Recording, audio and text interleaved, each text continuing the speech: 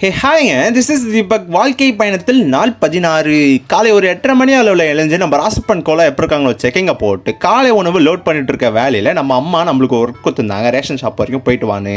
சரி, நானும் எங்கள் அண்ணனும் இந்த ரோடில் ரோலார் கோஸ்ட் சைட்லாம் போயிட்டு கடையை பார்த்தா கடை இன்னைக்கு விடுமுறையாம். போயிட்டு பல்ப் வாங்கிட்டு வந்து தான் மிச்சம். அப்படியே கட் பண்ணிட்டு இப்படிக்கா பார்த்தா நம்ம குருநாதர் ஏதோ பெத்த சைஸ் வீடியோ போட்டிருந்தாரு. சரி, அதையும் பார்த்துட்டு நம்ம மதிய உணவு சாப்பிடணும்ல, அதுக்காக கிச்சன் பக்கம் இறங்கிட்டோம். இன்னைக்கு நம்ம பிளான் போட்டது ஷெஸ்வான் எக் ஃப்ரைட் ரைஸ் தான். ரெசிபி சொல்கிறேன், நோட் பண்ணிக்கோங்க. ஒரு கடாய் சூடாயிட்ட பிறகு அதில் கொஞ்சமாக நெய் ஊற்றிட்டு அந்த நெய்யும் சூடாயிட்ட பிறகு 4 முட்டையை உடச்சி போட்டு அது ஸ்கிராம்பிள் எக் ஆக்கிட்டு தனியாக ஒரு கிண்ணத்தில் வச்சுக்கோங்க.